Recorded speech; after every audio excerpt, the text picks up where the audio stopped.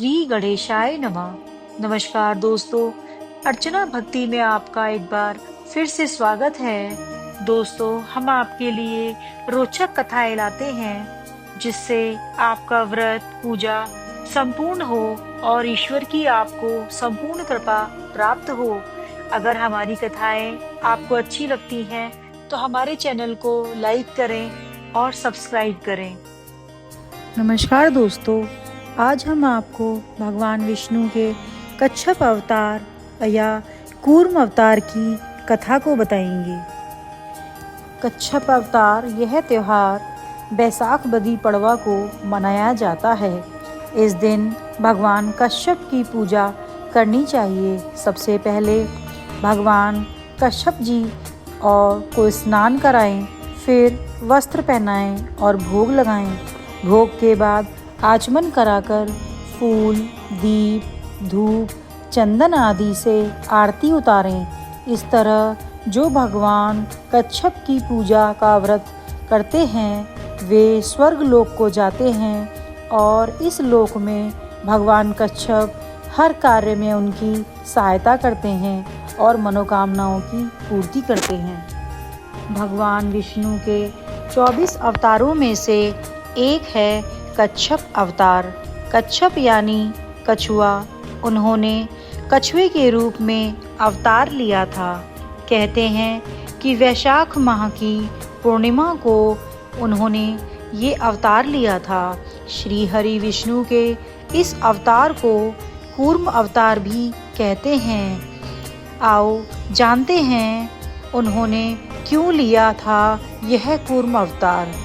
इनकी पौराणिक कथा। दुर्वासा ऋषि ने अपना अपमान होने के कारण देवराज इंद्र को श्री से हीन हो जाने का शाप दिया। भगवान विष्णु ने इंद्र को शाप मुक्ति के लिए असुरों के साथ समुद्र मंथन के लिए कहा और दैत्यों को अमृत का लालच दिया। तब देवों और असुरों ने मिलकर समुद्र मंथन किया। देवताओं की ओर से इंद्र और असुरों की ओर से विरोचन प्रमुख थे। समुद्र मंथन के लिए सभी ने मिलकर मंदरांचल पर्वत को मथानी एवं नागराज वासुकी को नेति बनाया, परंतु नीचे कोई आधार नहीं होने के कारण पर्वत समुद्र में डूबने लगा।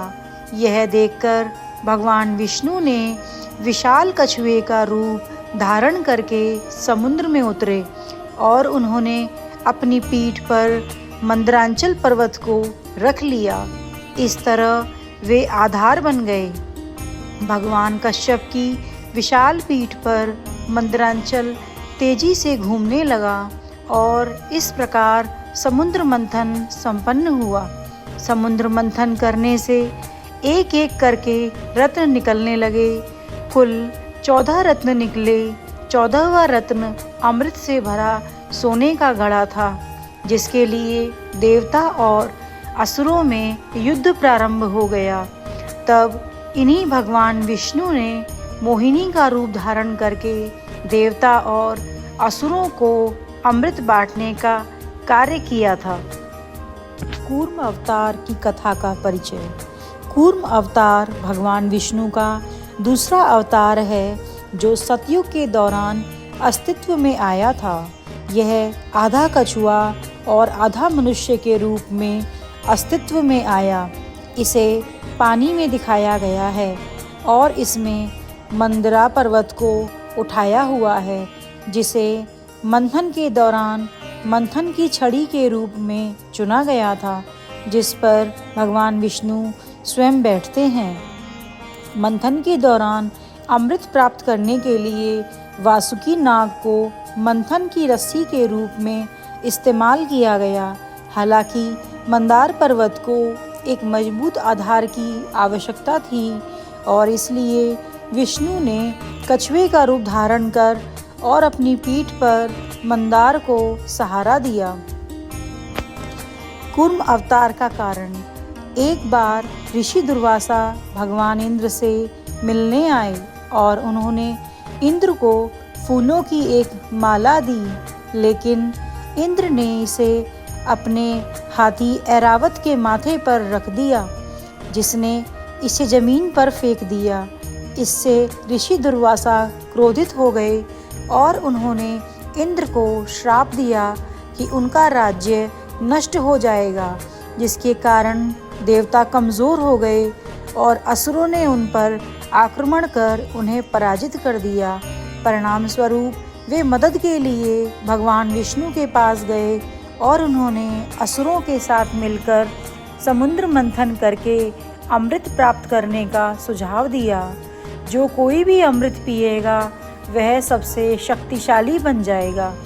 मंदार पर्वत को मथनी की छड़ी और वासुकी नाग को मथनी की रस्सी के रूप में इस्तेमाल किया गया।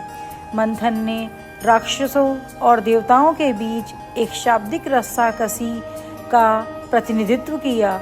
समुद्र मानव मन की गहन जागरूकता की स्थिति का प्रतिनिधित्व करता है। माल और राक्षस क्रमशः हमारे अच्छे और बुरे कर्मों का प्रतिनिधित्व करते हैं।